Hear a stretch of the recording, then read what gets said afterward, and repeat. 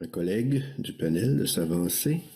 Ici, c'est la séance sur la stratégie en matière de données, gouvernance, plateforme et couplage de données. Peut-être que les membres du panel pourraient s'avancer ici et prendre place.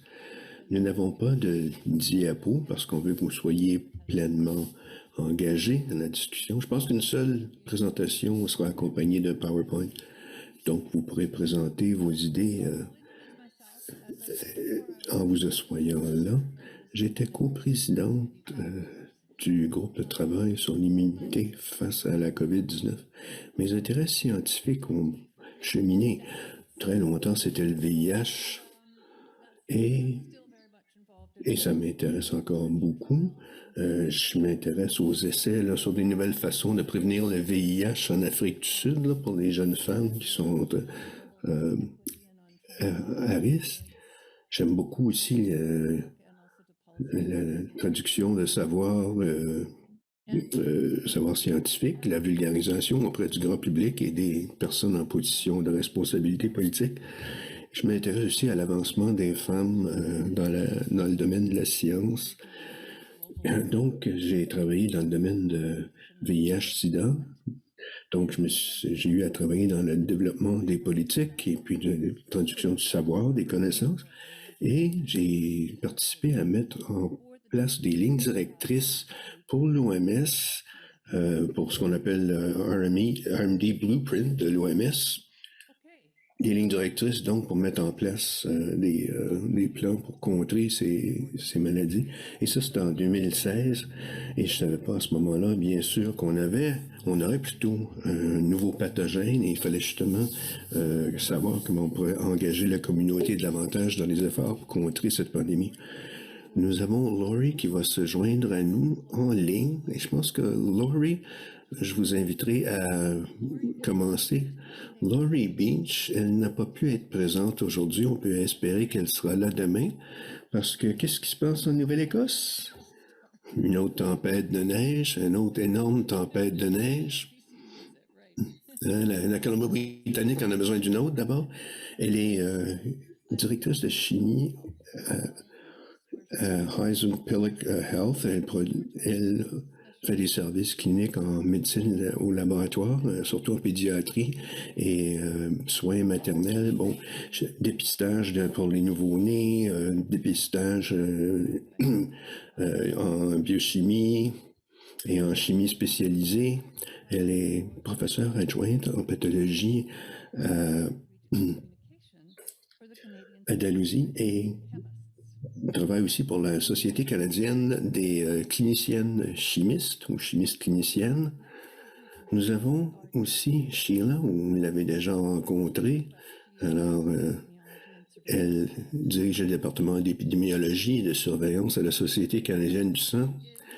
David Butteridge est professeur de l'École de santé publique et mondiale à l'Université McGill, où il dirige le laboratoire de surveillance, un groupe interdisciplinaire qui élabore, met en œuvre et évalue des nouvelles méthodes informatiques pour la surveillance de la santé des populations. Il est aussi un des responsables scientifiques pour le groupe de travail canadien sur l'immunité COVID, responsable en chef de la santé numérique au centre universitaire de santé McGill, un consultant en informatique médicale auprès de l'Institut d'excellence en santé et services sociaux du Québec. Et voici ce qui m'a vraiment frappé. Il est un membre associé de Mila. Je ne sais pas si vous avez entendu parler de Mila. C'est l'Institut pour l'intelligence artificielle au Québec. Ça regroupe 1200 chercheurs qui se sont engagés à avancer le dossier de l'intelligence artificielle pour le bienfait de tous. Et c'est la plus grande concentration de chercheurs universitaires en matière d'apprentissage profond, le deep learning. Nous avons aussi Harriet Ware, qui est une professionnelle de la science des données de santé et de la biostatistique. Elle est co-responsable du projet Zero Tracker. Donc, on va entendre parler de Zero Tracker plus en détail. Il s'agit d'un tableau de bord et une plateforme de données soutenue par le groupe de travail canadien sur l'immunité COVID-19 et en partenariat avec l'OMS, qui suit les efforts de surveillance du SRAS-CoV-2 et d'autres maladies infectieuses. Durant la pandémie, elle a mis au point des processus reproductibles pour l'analyse des données des enquêtes sérologiques et a synthétisé les résultats des études de l'OMS sur l'unité. Elle est aussi coprésidente du groupe de travail EMANET sur les protocoles, la normalisation et le partage des données. Je viens de recevoir un message à l'effet que Laurie n'est pas parmi nous en ligne pour l'instant. Sheila, vous pourriez commencer. Je pense que c'est vous qui avez les diapos, alors je vous invite à lancer le bal. Oui, il y en aura pour 5 minutes au maximum.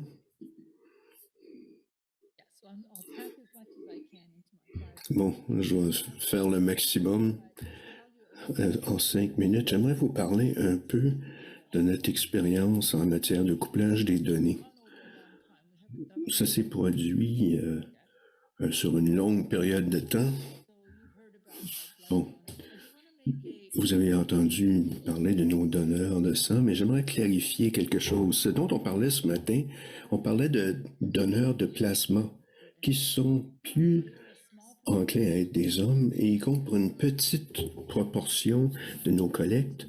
La plupart de nos donneurs donnent le sang complet et leur âge et leur genre ressemblent passablement à la population générale, bon, de 17 ans à 65 ans.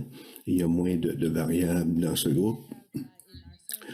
Et, bon, nous avons testé plus d'1 million d'échantillons pour les anticorps anti-SARS-CoV-2 et on fait des essais depuis le début de la pandémie et jusqu'en décembre 2023. Mais ce dont j'aimerais vous parler, c'est les aventures que nous avons eues jusqu'à présent dans le monde du couplage des données. Nous, on vise vraiment à mieux connaître nos données.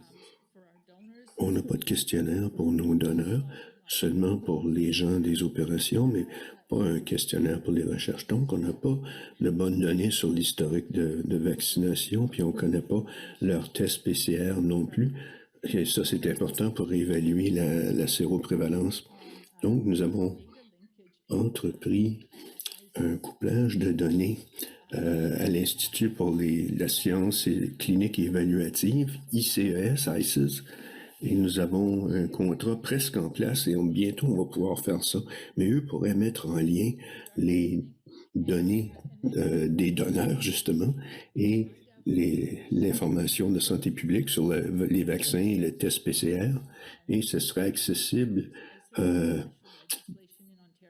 pour un nombre circonscrit de chercheurs. La loi permet ça en Ontario.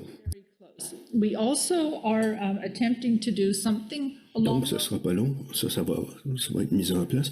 On essaie de faire quelque chose de similaire en Colombie-Britannique. En Colombie-Britannique, ce serait le même couplage, mais ce serait au Centre de contrôle des maladies de Colombie-Britannique parce qu'ils n'ont pas encore les moyens de faire un portail ouvert aux chercheurs à l'externe. Mais on ferait une analyse, par exemple, sur le portail ICES et on partagerait ce programme-là avec la Colombie-Britannique et eux l'exploiteraient, ou soit la Colombie-Britannique, le BCCDC peut développer un programme qui sera partagé à ce moment-là avec les gens de ICES. Mais de toute façon, les deux provinces coupleraient leurs données. La raison pour laquelle la Colombie-Britannique n'a pas terminé ce travail-là, c'est parce qu'on était... Notre service juridique a été surchargé et je leur ai dit, bon, arrêtez, là, parce que je voulais surtout que le ICES soit en place. C'est pour ça qu'on a progressé avec l'Institut pour les sciences cliniques et évaluatives, ICES, et une fois que ça soit bien en place, on retournera à la collaboration avec la Colombie-Britannique. In total, 60% of our blood. Nous aurons 60% des collectes de sang auraient des données couplées. Ici, ce que j'aimerais vous montrer, ce sont les étapes clés dans le couplage des données. C'est pour ça que c'est compliqué à mettre en place. D'abord, il faut mettre en place un code déontologique, un code d'éthique. on n'a pas de consentement éclairé. Si on veut, ils peuvent offrir consentement ou l'abandonner, mais il faut faire une évaluation de protection de la vie privée. Il va y en avoir deux, je pense. Il va y avoir, Société canadienne du sang. C'est nous qui identifions les donneurs et qui les communiquons. Alors, il va y avoir une évaluation de la protection de la vie privée et ICES aussi, ICES, partage des données avec nous. Donc, il faut obtenir un consentement et étudier l'impact sur la vie privée des gens avant de faire quoi que ce soit en matière de couplage. Et ensuite, on prépare un contrat et le couplage peut se faire. Si vous n'avez pas de bonnes données et si vous n'avez pas le numéro de soins de santé du donneur, c'est difficile d'établir un lien. Quand nos donneurs viennent nous voir, ils nous fournissent un identifiant du gouvernement pour leur premier don. Et nous notons leur nom et leur date de naissance. Mais si on n'a pas cette information personnelle, c'est difficile d'avoir de bonnes données. Il y a des points forts et des limites lorsqu'il s'agit de couplage de données. Les points forts, ça permet l'accès à des données précises, par exemple l'historique des vaccins, et ça élargit l'éventail des données. On peut faire une évaluation longitudinale. Cependant, ça prend un numéro de santé ou de bonnes données d'identification. C'est pas comme quand on fait une étude clinique. Aussi, on n'aura pas de données sur des personnes qui ne vont pas consulter un médecin. Donc, il y a certaines personnes qui ne seront pas incluses et on n'a pas non plus de données sur les facteurs de risque. Donc, il y a des contraintes, il y a des limites et ça peut être donc plus difficile à analyser. Et la logistique aussi, pour permettre ce couplage-là, ça peut être complexe et prendre du temps.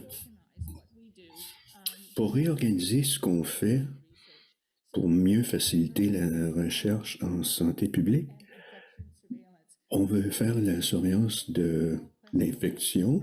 Donc, on aimerait ça mettre au point un questionnaire en santé et puis des questions sur la vie personnelle et les habitudes de vie. Et après ça, on va avoir un moyen, une méthode pour sélectionner les échantillons de sang et ensuite on fera le couplage des données. Avec les 3 éléments, on devrait avoir de bonnes informations très complètes sur nos donneurs de sang qui peuvent être exploités si jamais une autre pandémie se présente à l'avenir. Et merci de votre attention. Merci Sheila. Est-ce que Laurie est là? Bon, Laurie, bienvenue. Désolé que vous ne soyez pas là en personne. On espère que vous pourrez vous joindre à nous demain.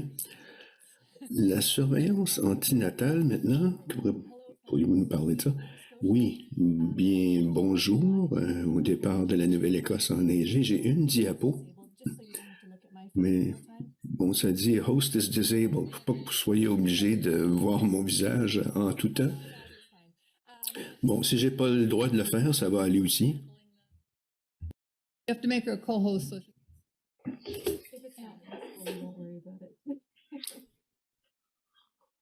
Oh, I can. Right now. Well, look at that. They're just that good.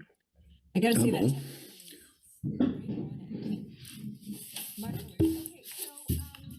Bon. Si quelqu'un se demande comment une chimiste bioclinique s'est retrouvé dans ce groupe, vous n'êtes pas tout seul. Des fois, je me demande comment je me suis retrouvé dans ce groupe, dans ce domaine.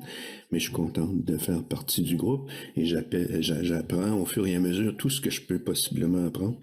J'aimerais vous parler une des expériences néo-écossaises, parce que dans d'autres régions de la province et les services de santé de Nouvelle-Écosse, se sont penchés sur d'autres aspects de sérosurveillance, mais moi, c'était les études de sérologie. Je me suis retrouvé là-dedans parce que il y a la Maritime Maternal Serum Screening Service, dont je suis directrice médicale. C'est du dépistage à l'aide du sérum maternel. Nous avons aussi un essai ortho-antispicule SRAS COV2 pour une enquête du MISC et on a établi la priorité des cliniques ils ont accordé priorité, les gens qui voulaient faire des études cliniques, priorité donc accordée au PCR, au test PCR. Donc, cette occasion s'est présentée, j'en ai parlé à mes collègues microbiologistes et ils m'ont dit, ben oui, oui, vas-y, ça vaut la peine. Alors, c'est ce que j'ai fait. Pour ce qui est des données, je suis membre du panel, je pense, parce qu'il y avait tant de choses qu'on aurait pu faire en Nouvelle-Écosse avec le couplage de données. Et malheureusement, simplement à cause de la vitesse nécessaire pour mettre en place les choses, l'impératif d'agir rapidement, on voulait aussi s'assurer d'une approbation en matière d'éthique. On était assez limité à savoir ce qu'on pouvait utiliser. Pour les résultats de sérologie, les données qu'on a colligées,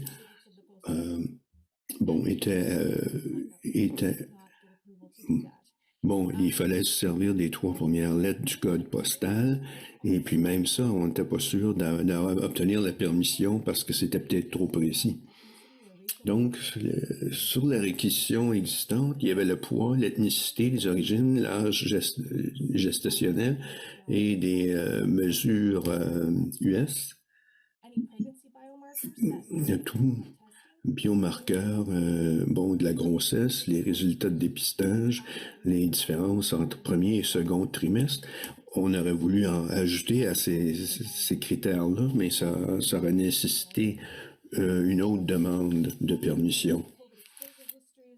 Le statut de vaccination, tout est historique, l'exposition à la COVID, les liens avec le résultat de comment la grossesse s'est soldée. Ça a nécessité une autre demande, mais donc ça a été exclu.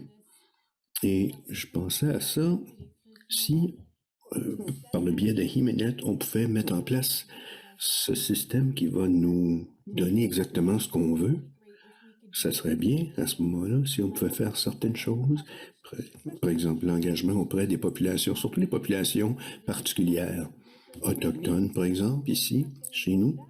Avant de recueillir toute donnée, il faut engager ces gens-là, ces communautés-là.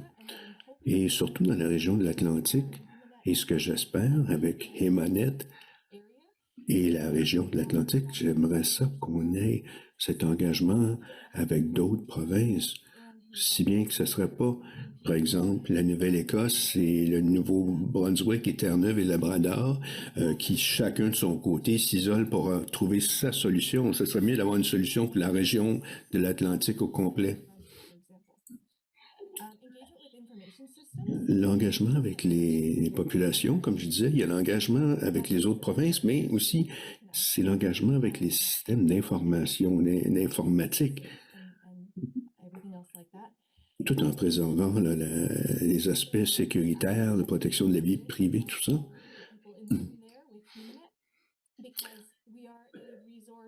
Nous sommes une région du pays qui manque de ressources. Alors, si je peux aider à représenter notre région dépourvue, je vais être heureuse de le faire et de le faire auprès des manettes. Mais aussi, ça prenait une infrastructure plus spécifique pour ça. On a rapidement compris que de continuer ce travail-là, dans le domaine clinique, par exemple, en Nouvelle-Écosse, ça n'allait pas être possible de faire ça durablement pour des raisons budgétaires ou les ressources en santé humaine. C'est pas possible de continuer indéfiniment. Et enfin, ce que je voulais souligner aussi, dans ma brève présentation, il y a un autre domaine de données qu'on devrait penser à inclure dans l'assortiment. C'est au fur et à mesure que le réseau HemeNet va se former, va se composer, et avec les labos qui font des tests, il faudrait normaliser les tests eux-mêmes, les essais ou d'autres éléments. Mais dans ce contexte, j'aimerais voir comment on peut normaliser le contrôle de qualité.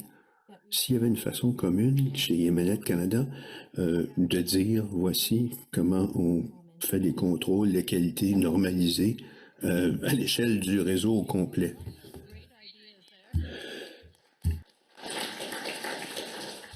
Merci, Laurie. D'excellentes idées. C'est un thème récurrent, ça. Avec Emanette, on pourrait réaliser ça, et cette autre chose. Mais maintenant, pas pour vous déprimer, mais peut-être que David pourrait nous parler des défis en matière de gouvernance et de données, de qu'est-ce qu'on aurait pu faire différemment. Merci, Kate. Mon rôle dans le contexte du GTIC, j'étais là pour la gestion et l'analyse des données.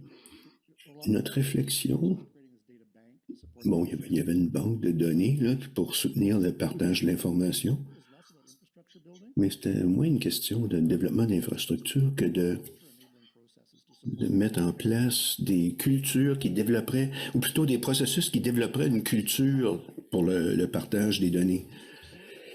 On voulait avoir le partage de données rapide pour, bon, les données, bon, ce sont des dossiers individuels tirés des études, des enquêtes, et puis les résultats, ce sont les notions qu'on en retire, les conclusions.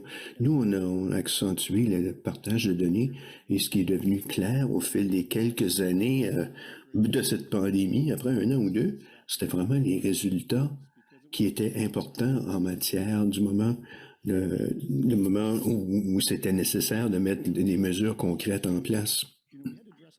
Les résultats étaient le plus important. Donc, il a fallu mettre en place un élément de gouvernance des données, et ça, c'est une voie qu'on a explorée profondément d'emblée. Et c'était une étape très importante parce que ça établissait, à la lumière de la loi, quelles étaient les autorités, les permissions qui nous permettraient de cueillir ces données.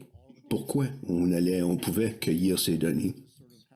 Ça nous a permis d'avoir une bonne idée d'où on en était pour ce qui était des questions là, de l'usage des données et l'accès aux données. Ça, c'est important. On a aussi passé beaucoup de temps sur la qualité des données. Et le groupe de travail, le GTIC, avait accès à un ensemble d'experts qui ont aidé à définir quels étaient les éléments qu'on visait à créer. Bon, par exemple, des lignes directrices, de l'information pour les chercheurs et les gens qui voulaient mettre en place. On leur suggérait une façon de procéder pour l'âge, le genre, les critères. Aussi, on a développé une expertise réelle pour ce qui est de la gestion des données. Bon, l'équipe, justement, est ici parmi nous. Il y a Tania et ses collègues. Ils ont développé cette expertise pour aider les enquêteurs, pour que les enquêteurs enregistrent leurs données correctement, qu'ils nous les envoient. Les défis qu'on a connus, nous, d'abord, il y avait le temps, le calendrier imposé. Ça aurait été bien si on avait eu certaines de ces choses-là prêtes au début de la pandémie. Non, il a fallu construire l'avion en vol. Ça aurait été bien aussi d'avoir des priorités mieux définies dans les opérations parce que ça allait vite lors de la pandémie.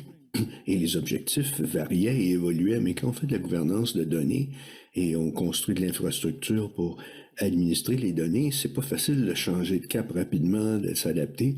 Donc, ça a pris des révisions rapides pour refléter des nouvelles réalités telles que l'arrivée des vaccins et ainsi de suite, et maintenir la compatibilité des systèmes.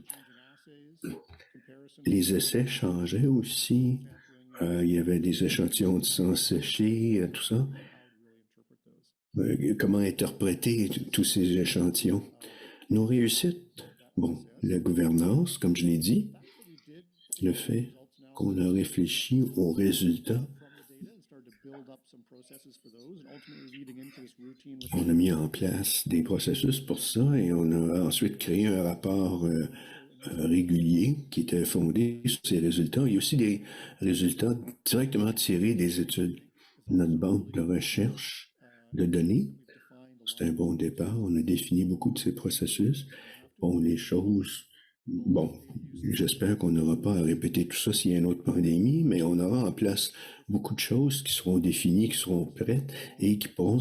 Bon, il faudra les adapter aux au nouveau virus qui va venir ou à la prochaine pandémie, mais les modèles à suivre sont là. Bon, s'il fallait refaire ça, qu'est-ce que je ferais de différent? Je mettrais davantage l'emphase sur les résultats. Quels savoirs, quelles connaissances sont nécessaires immédiatement et comment obtenir ça de la part des chercheurs et des autres sources comme la Société canadienne du sang? Comment obtenir ça, centraliser ça à un seul repositoire pour synthétiser cette information-là, pour informer la prise de décision? On a besoin de passer plus de temps aussi avec les chercheurs qui pilotent de nouvelles études, de pouvoir quelle ligne de gouvernance ils devraient suivre. Qu'est-ce qui devrait être en place dès le départ pour les chercheurs, pour qu'ils puissent faire de la bonne science au milieu d'une pandémie et de s'assurer aussi que les données et les résultats se produisent plus rapidement dans un processus plus grand. Il faut comprendre la valeur de ce processus d'abord. Je pense qu'on a travaillé là-dessus, mais je pense qu'on aurait pu faire mieux. Il y a aussi une autre concentration sur le couplage des données, on en a parlé. Aussi, on a vu un rôle double. On faisait de la recherche, on finançait, on coordonnait, mais on surveillait aussi. On voulait être plus agile que les gouvernements au niveau FPT. Autour de la surveillance, on voulait produire des résultats et c'est important de souligner ce rôle. Il faut être clair par rapport à notre rôle de gouvernance. Dans le contexte d'une urgence publique, le GTIC a eu un contrôle, plutôt une surveillance, un niveau de surveillance que normalement les différents gouvernements entreprennent. On peut travailler ainsi en comprenant cela de façon plus efficace. David, vous avez parlé du signalement, donc des données de mortalité, d'hospitalisation et d'autres. Avec le tsunami d'Omicron et le fait qu'il n'y avait pas de tests PCR, il y avait juste des tests à domicile rapides dont les gens disposaient. Donc, on a perdu un petit peu le nord sur ce qui se passait auprès de la population. Donc, ça faisait partie des problèmes de prise de décision. Oui, surtout lorsque la vague Omicron est venue, on avait auparavant les tests PCR qui étaient d'avance biaisés, il faut le dire. Mais là, ce n'était pas du tout utile après. Et en fait, après cela, on n'est pas revenu à ces tests-là. Dans le cas de la surveillance, on peut parler de la surveillance en général et dire que cela fait partie de cet enjeu. Quel est le rôle des données de sérosurveillance dans un tel contexte? Ça fait partie d'une gamme de plateformes, bien sûr. Par exemple, les données génomiques, les données sur les hôpitaux, sur la mortalité. Mais on avait besoin, en fait, de rafraîchir notre façon de faire à travers le pays, comment on se coordonnait et quelle était la valeur. Quand on faisait un signalement de cas, il y avait tellement d'énergie là-dedans. Est-ce qu'on aurait pu mettre nos énergies ailleurs? Je provoque un petit peu avec cette déclaration, mais est-ce que nos efforts auraient pu porter fruit davantage si on avait déployé les efforts ailleurs? Et maintenant, je vais tourner à Harriet de parler de Zero Tracker et ce que vous avez vécu dans votre expérience. Inaudible pour l'interprète, le micro est fermé. Le micro est à un niveau trop bas pour interpréter. Nous avons créé en 2022 le Zero Tracker pour rassembler les données sérologiques. Pendant la pandémie, nous avons identifié, dépisté les éléments de base à partir de 4 000 études de prévalence et nous avons donc émis un tableau de bord pour suivre la zéro prévalence. Un de nos défis était qu'il y avait environ 5 mois de délai entre l'échantillonnage et le signalement. Et bien sûr que les résultats en temps important n'étaient pas avantageux pour cela. Donc, on voudrait voir une amélioration avec Emanet, avec nos partenaires au Centre de Health Informatics à Calgary. On veut renforcer la composante d'infrastructure, et ce, en collaboration avec Emanet. La première réunion de notre groupe de travail sur les données a eu lieu au mois de novembre. Lors de cette réunion, nous avons parlé de types potentiels de systèmes de gouvernance des données et ce dont on avait besoin pour un tel système, et ce au niveau du Canada. Ce système n'est pas encore en place, bien sûr. On voulait un système fédéré pour les données qui serait utile parce que chaque membre aurait la possession de ces données et il y aurait une plaque tournante centrale qui pourrait analyser les données en temps opportun. Le groupe avait émis l'opinion que ce serait un système nouveau dans le domaine des données de la santé publique et qu'il y aurait des défis à surmonter si les sites ont différentes façons d'opérer et de faire la collecte des données. Par exemple, il y a des temps où on coupe les études qu'il faut coordonner. On a proposé une approche hybride. S'il y avait un pathogène émergente, on aurait une modélisation centralisée où un analyste ou une équipe regarderait toutes les données pour voir ce qui se passait. Et une fois que les analyses et les essais étaient en place pour le pathogène, alors on pourrait avoir une approche plus fédérée. Le défi avec cela, c'est qu'on aurait besoin de permissions et des accords détaillés dès le départ pour avoir ce travail d'équipe en place au niveau juridique. Donc, en ce qui concerne nos besoins, on fait écho à ce que André disait à propos du sommet, au Zero Summit. Il faut donc avoir des éléments de base pour les données. Chaque site doit avoir des variables de données semblables dans leur collecte. Et il y a aussi les façons de traduire l'analyse ce qui peut prendre plus de temps qu'anticipé. À ce sujet, on proposait donc un personnel permanent à chaque site, aussi une façon d'ordonner les colonnes de données pour que les sites pourraient envoyer leurs données à l'équipe centrale pour analyse et que ce serait donc renvoyé par la suite aux autres sites. S'il y avait des accords en place, les membres de Popcorn ont de l'expérience avec des gabarits qu'ils peuvent envoyer aux membres pour qu'on les remplisse et qu'on les renvoie avec une approche automatisée pour les membres.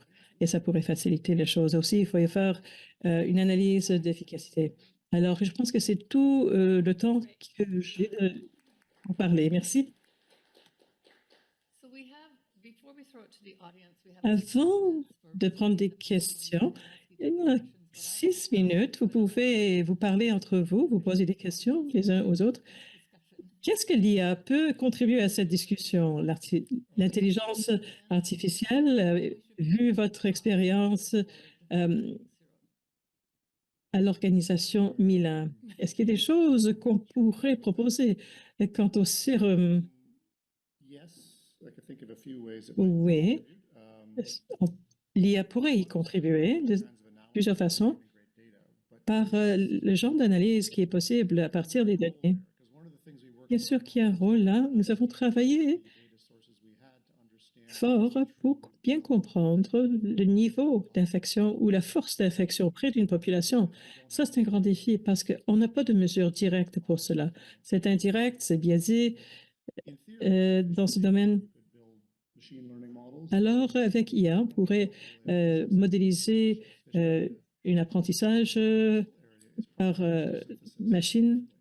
Aussi, il y a la synthèse d'informations qui peut être très utile, des modèles qui sont basés sur, par exemple, la technologie linguistique peut aider, on peut efficacement synthétiser la littérature biomédicale et peut produire une communication à ce niveau-là.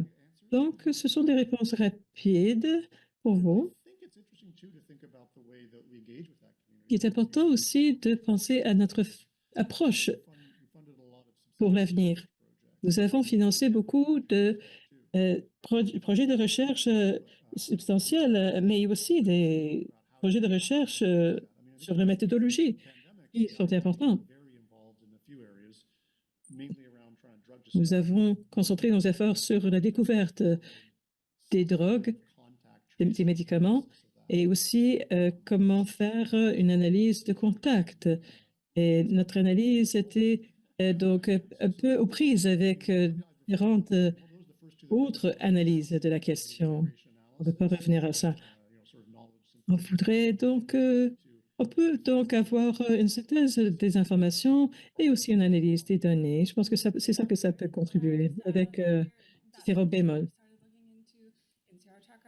Nous avons enquêté sur la question d'une revue de la littérature avec l'IA en fournissant un critère d'exclusion ou d'inclusion et comment on pourrait élaborer notre manuel. Vous avez publié un article là-dessus, n'est-ce pas?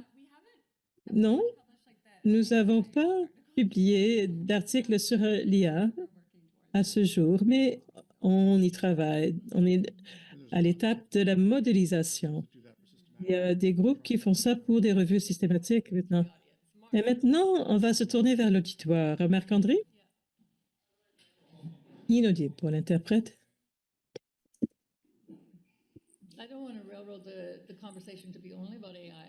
Je ne veux pas qu'on se limite à parler de l'IA, mais c'est intéressant. Pour faire suite à votre question, Kate, comment est-ce qu'on peut se servir de l'IA dans cet espace? Étant donné les grands nombres d'échantillons qu'on analyse, nous avons utilisé l'apprentissage par machine. On avait des cohortes de calibration, des NML. On avait beaucoup d'échantillons qui nous provenaient de là. Alors, on a fait marcher des algorithmes pour faire des appels de séroprévalence. C'est très utile lorsqu'il y a une réactivité transversale avec des pathogènes émergentes et il y a un pic dans les nombres de personnes atteintes. L'IA a pu donc faire des signalements beaucoup plus rapidement que nous avons pu faire que nous pouvons faire avec nos codes-off uniformisés. Et maintenant, les défis par rapport au couplage. Il y a des gens qui disent qu'il y a peut-être un aspect illégal. Est-ce qu'il y a des enjeux par rapport à la propriété intellectuelle? C'est pas gouverné par pas assez légiféré ou réglementé. Alors non, c'est pas seulement la partie légale. Lorsqu'on regarde les défis devant nous, je pense qu'il faut que tout le monde soit d'accord avec ce qu'on voudrait faire. Il y a des questions par rapport à qui possède les données. C'est une grande chose, un grand enjeu. Qui est responsable pour la possession des données? Et ce ne sont pas des questions qui sont faciles à résoudre. Ça prendrait beaucoup de discussions pour résoudre la question. Il faudrait restructurer notre façon de penser. En Ontario, Il y a une structure juridique en place pour partager les données, mais c'est assez confiné. On ne peut pas rendre disponibles ces données à tout le monde par après. Il y a donc un nombre restreint de gens qui doivent signer des accords avant d'y avoir accès, etc., etc. Donc, ça, c'est le côté vie privée. Mais il ne s'agit pas de nos données. Ces données-là appartiennent à l'Ontario. J'étais vraiment emballée par la présentation d'Agatha. Parfois, on peut vraiment faire bouger les choses. Laurie, avec ce que vous avez les résultats relatifs. Est-ce que vous pouvez regarder la base de données de Revenu Canada, la base de données de Service Canada? Est-ce que vous pouvez faire d'autres analyses avec les données dont vous disposez qui pourraient être intéressantes? Même si vous ne disposez pas des informations que vous auriez voulu avoir, est-ce que vous pouvez faire des analogies? Oui, et c'est ce qu'on a commencé à faire. Lorsqu'on envoyait nos données à l'équipe en Colombie-Britannique qui faisait donc l'analyse des données et la synthèse générale, quand on regardait ce qui se passait au niveau de la Nouvelle-Écosse, on a consulté d'autres bases de données pour voir ce qui a déjà été signalé par rapport à la Nouvelle-Écosse sur ce qu'on a déjà vu et comment on pouvait comparer nos données. Pour être honnête, on n'était pas allé plus loin sur la base des codes postaux. Il fallait voir ce qu'on pouvait faire selon les limites. Il aurait fallu ajuster notre RUB pour y parvenir. On va passer plus de temps là-dessus. D'autres questions de l'auditoire? Moi, j'ai une question en ce qui concerne l'uniformisation des données en immunologie. Vous avez parlé de la pandémie et la façon de faire la collecte des données.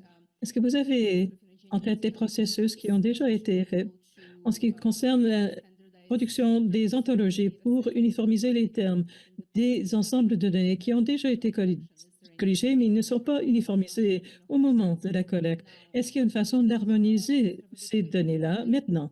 Et dans la même veine, étant donné qu'il y a des champs de données qui sont reliés à des définitions de cas qui changent avec le temps, est-ce qu'il y a une façon de suivre les changements pour s'assurer que ce couplage de données est encore pertinent à notre égard? Je m'attendais pas à entendre le mot ontologie. C'est en fait computable selon les structures. Oui, on a passé en revue soigneusement ce que les autres faisaient. On a regardé aux États-Unis, on a regardé à l'international avec les différents éléments, avec nos partenaires, et nous avons produit différentes versions. On a fait donc un versionnement, on a adapté aux changements pour avoir une historique claire sur les changements à travers le temps. Pour faire notre processus d'harmonisation, on a parlé avec Isabelle Fortier et son groupe sur l'harmonisation. Qu'est-ce que ça veut dire? Même si on a demandé aux gens de faire la collecte des données de la même façon, normalement, ils faisaient la collecte différemment. Alors, on est revenu, puis on avait environ 70 accords de partage de données. Il y en a 20 qui sont finalisés. Il y a une trentaine qui sont en cours d'approbation.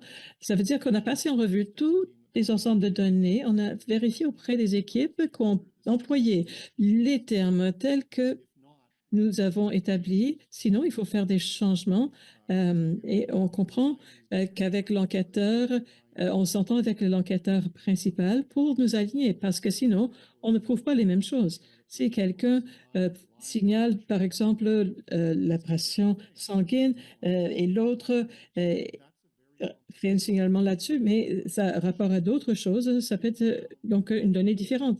Les gens peuvent maintenant télécharger avec notre approbation un ensemble de données de 20 études différentes avec des dossiers individuels. Ils peuvent faire l'analyse ensuite des variables qui sont harmonisées. Et ça, ce qui est bien. Et alors, c'est une bonne question et ça prend beaucoup de travail, mais la valeur ajoutée pour la recherche aujourd'hui est assez élargie parce qu'on comprend ce que les données veulent nous dire. Il y a tout un processus d'approbation. Il faut présenter sa proposition. Ensuite, c'est présenté oui, vous ne pouvez pas télécharger ces données comme ça. Il faut avoir accès à notre communauté d'accès. Et puis, il faut signer une entente de partage de données avec Miguel pour avoir des pare-feux en place. Le panel est super. Merci, Dave. Il y a quelque chose qui a été mentionné ce matin que je voulais mentionner de nouveau. Je ne me souviens pas qui c'était, mais il y a quelqu'un qui disait que nous avons besoin d'établir un consentement large et bi- avoir et bien renseigner les gens. Est-ce qu'on veut mieux définir cela pour qu'on ait une occasion de mieux gérer cela, pour qu'on puisse avoir plus d'accès aux données au niveau des autorités publiques? On protège les individus à un degré par rapport à leurs informations personnelles qu'il serait difficile d'avoir ce couplage de données. Ça, c'est une question. La deuxième question, c'est à savoir, eh bien, si on regarde les mécaniques, le mécanique et la gestion du couplage et la gestion des séries de données, ce n'est pas facile. Quelle est la formation pour gérer les ensembles de données complexes? On a une génération de données en place, mais est-ce que l'expertise pour gérer ces données est là, au niveau de la capacité? Je pense qu'il y a seulement une province qui a tiré profit du transfert fédéral-provincial. Le gouvernement fédéral a stipulé qu'il fallait faire rapport si on voulait avoir cet argent-là. Est-ce qu'on peut tirer parti de cette situation-là pour dire que si les provinces ne veulent pas réclamer l'argent, eh bien, nous avons besoin de plus de clarté. Si on suit un petit peu le chemin de la Société canadienne du sang, il faut établir des couplages de données pour qu'on puisse avoir en place un système qui ne limite pas les opportunités pour faire la connexion entre différentes sources de données. Alors, si Hemanet s'est établi dans les prochains mois et disait, eh bien, ce sont des choses qu'on voudrait voir dans les accords avec les provinces pour établir des précédents par rapport à ce qui s'est déjà passé dans les provinces. Est-ce que c'est quelque chose que le gouvernement fédéral pourrait accepter? Parce qu'il est très peu probable que les provinces profitent pleinement de cette opportunité. On va parler de la vie privée et de ce consentement dans notre prochaine séance. Alors, Harriet, est-ce que vous pouvez commenter sur le renforcement des capacités? Où est la prochaine génération de scientifiques qui étudient les données? Il s'agit d'une excellente question. On a besoin de formation définitivement. L'embauche pour notre équipe a été très difficile. Pour notre propre équipe, il est parfois plus difficile. Il est plus facile de trouver des gens qui étudient, qui ont des compétences statistiques, mais plus difficile de trouver des gens qui ont de l'expérience et qui ont la capacité de travailler avec des séries de données complexes et qui Est-ce que vous voyez les écoles de la santé publique faire une contribution là? Moi, en fait, j'ai fait ma formation en statistique empirique dans différents emplois. Alors, je ne peux pas vraiment faire de commentaires sur les personnes dans le domaine de la santé publique. Aaron? Laurie, est-ce que vous voulez commenter? Ça va. Je voulais poser la question à mes panélistes. Est-ce que nous servons des codes OINC pour ces données? On utilise OINC pour nos essais d'inventaire pour ce projet et je pense que l'OINC, qui est le terme pour le système de laboratoire, est hétérogène. Si l'OINC vous est utile pour les données de laboratoire ou si l'inversion de cela est utile pour d'autres éléments, je dirais que c'est un système assez robuste. En ce qui a de l'interopérabilité, cela peut permettre à vos systèmes de reconnaître sans intervention humaine quel serait un bon paquet de données et quels paquets ne seront pas utiles. En Nouvelle-Écosse, on essaie de colliger ainsi un système qui couvrirait toute la province. Ça va valoir la peine, mais maintenant on connaît un petit peu de la souffrance. Si je pouvais bâtir quelque chose dès le départ, j'aimerais bien avoir cette composante uniformisée dès le départ. En ce qui concerne la formation, ça dépend vraiment, ça dépend du programme. C'est spécifique au programme donné. On peut former les gens, mais peut-être que vous ne trouverez pas des gens pour faire marcher le système que vous avez mis en place. Quelqu'un doit donc répéter plusieurs fois la même tâche. Si vous voulez donc embaucher un programmeur SAS qui peut gérer une base de données complexe, ils auront besoin de 10 ans d'expérience au moins. Vous devez avoir donc des opportunités auprès des universités et dans d'autres environnements pour apprendre. Il faut avoir une continuité de formation, je crois. Alton et Steven. Il me semble que ces problèmes de couplage et de produire des données en temps important n'est pas vraiment lié à ce que nous faisons. Et on sait qu'il y a des problèmes d'immunisation. Je me demande où on peut s'améliorer en ce qui concerne le rassemblement des gens qui sont aux prises avec les mêmes problèmes pour gérer leurs données. On a un gabarit au Québec qui est scruté à la loupe à chaque fois. Est-ce qu'il y a des choses dont on se rend compte même s'agissant de la CSC, lorsqu'on fait des recherches sur la sécurité des transfusions et autres, est-ce qu'on travaille sur les enjeux qu'on a en commun? Est-ce qu'on tire profit de cette situation? On avait un groupe d'essais pan-canadien qui est intéressé à mettre en place des essais en clinique de transfusion.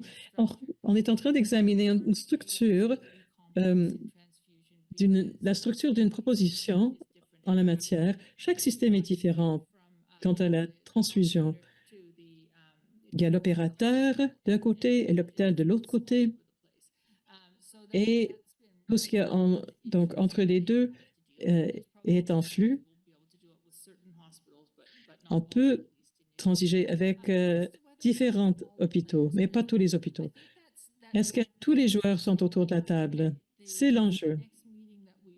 À notre prochaine réunion, nous allons rassembler une variété de conférenciers pour regarder les structures de données, les enjeux et les couplages possibles. Mais c'est encore dans ces étapes balbutiements.